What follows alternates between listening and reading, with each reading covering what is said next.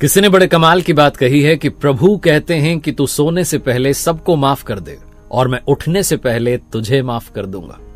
नमस्ते, मैं हूं आरजे कार्तिक। एक बड़ी छोटी सी कहानी सुनाता हूं एक बच्चे की जो अपनी मम्मी के साथ हर गर्मी की छुट्टी में नानी के घर जाता था। जैसे बाकी बच्चे जाते हैं वैसे उसका रूटीन था, लेकिन जिस साल वो 10 साल का हुआ उसी साल उसके घर में आफत आ गई। उसके पापा जो किराने की शॉप चलाते थे उसमें घाटा हो गया। उसकी मम्मी ने उसे समझाया कि बेटा मैं तुम्हारे साथ नहीं चल सकती, इनफैक्ट अब की बार हम जाएंगे ही नहीं नानी के यहाँ पर, क्योंकि मुझे यहाँ रहना है, पापा की मदद करनी है। वो छोटा बच्चा नाराज हो गया, भोजन नहीं कर रहा, खाना नहीं खा रहा, चिढ़ गया कि ये कोई तरीका है वो। अब छोटे बच्चे को कितना समझाए। उसके पापा ने समझाया कि बेटा मम्मा की जरूरत है, हम दोनों मिलकर के फिर से दुकान को जो है ठीक करने की कोशिश कर रहे हैं, उस घाटे से निकलने की कोशिश कर रहे हैं। लेकिन उसे उतना समझ में नहीं आता, उसे सिर्फ नानी का घर, उसे गर्मी की छुट्टियां नानी के घर जाना है। उसकी मम्मा ने सुबह सुबह उससे कहा चलो ठीक है तुम्हें जाना है तुम अकेले चले जाओ। अब मम्मी को लगा शायद बच्चा मना कर देगा, अकेले तो क्यों जाएगा, लेकिन बच्चा एक्साइटेड था, तैयार हो गया, बोले ठीक है मम्मा मैं अकेले चले जाऊंगा, डन आप मेरी टिकट करवा दो। जो पत्नी थी उन्होंने अपने पति से बात की कि बच्चा तो मान गया जाने के लिए, तो उन्होंने टिकट करा दी कि ठीक है जो होगा देखेंगे। वहां उसका मामा आकर के रिसीव कर लगाया वो। तो उस बच्चे को जो है जो डिसाइडेड डेट थी, जिस दिन की टिकट थी उस दिन उसकी मम्मी स्टेशन लेकर के चली गई। ट्रेन में जाकर के बच्चा अपनी बर्थ पर बैठ गया। उसकी मम्मी ने उसे सब समझा दिया कि बेटा अजनबियों से जो है कुछ खाने पीने का सामान नहीं लेना, ये वो किन किन बातों का ख्याल रखना होता है एक ट्रेन की यात्रा में, सब समझा दिया। ज्यादा लंबी यात्रा नहीं थी, 1 घंटे का सफर था, लेकिन उस बच्चे के लिए मम्मी को चिंता थी, पता नहीं पहुंच पाएगा नहीं पहुंच पाएगा, कुछ हो ना जाए। वो बच्चा सुपर एक्साइटेड था, बोले मम्मा टेंशन मतलब मैं पहुंच जाऊंगा, वहां मामा तो आ ही जाएंगे। फिर भी मम्मी ने अपने पास में से निकाल के एक लिफाफा अपने बैग में से निकाल के उसे दे दिया कि बेटा ये जो लिफाफा है ना ये अपने पास रख लो, इस एनवलप में एक चिट्ठी मैंने आपके लिए लिखी है, अगर आपको बहुत ज्यादा टेंशन होने लगे, आप बहुत परेशान हो जाओ तो वो चिट्ठी खोल के पढ़ लेना।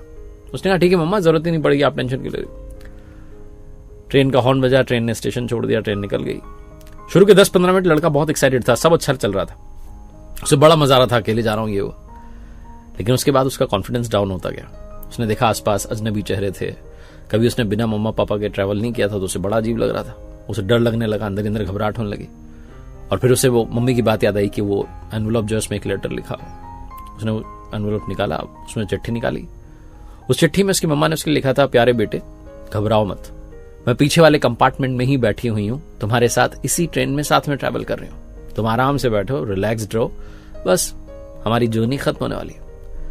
आधे घंटे तक फिर से उसके अंदर कॉन्फिडेंस आ गया, सब कुछ बढ़िया रहा। स्टेशन पर उतरा, उसकी मामा से लेने के लिए आए थे। मामा से कहने लगा मामा देखो मम्मा पीछे वाले कोच में। मामा हंसने लगे, बोले बेटा वो तो वहीं है पापा के पास। बोले नहीं मामा वो देखो ना मम्मा ने एक चिट्ठी लिख के दी है। उसकी मामा समझ गए कि मम्मा ने कॉन्फिडेंस बूस्ट करने के लिए लिखा है। उसे समझाया बेटा नहीं मम्मा वहीं है, चलो घर चलते हैं। ये कहानी उस बच्चे की उस चिट्ठी की नहीं, आपकी हमारी कहानी है। हम में से बहुत सारे लोग जब अकेले होते हैं, संकट में होते हैं, परेशानी में होते हैं, घबरा जाते हैं। हमें लगता है इस यात्रा में कोई है ही नहीं साथ में। हम भूल जाते हैं कि हमारे पास में भी वो चिट्ठी है, उसको पढ़ते नहीं है, जिसमें लिखा है कि मेरे प्यारे बेटे भगवान जी हमसे कह रहे हैं कि मैं तुम्हारे साथ ही हूं, तो घबराता क्यों है। इसी ट्रेन के दूसरे वाले कोच में बैठा हुआ हूं, तो बस रिलैक्स्ड रहे, खुश रहे, प्रसन्न रहे, सब संभाल लूंगा। छोटी सी कहानी लाइफ का सबसे इंपॉर्टेंट मैसेज देती है। एक बार फिर से वही बात जो अक्सर आपसे कहता हूं, कर दिखाओ कुछ ऐसा कि दुनिया करना चाहे आपके जैसा। मेरी वेबसाइट rjkartik.in, जहां कुछ कोर्सेज हैं, उम्मीद है आपको पसंद आएंगे। और साथ ही मेरी पहली किताब को प्यार देने के लिए बहुत बहुत धन्यवाद। अगर आपने नहीं पढ़ी है तो आप Amazon से, फ्लिपकार्ट से ऑर्डर कर सकते हैं।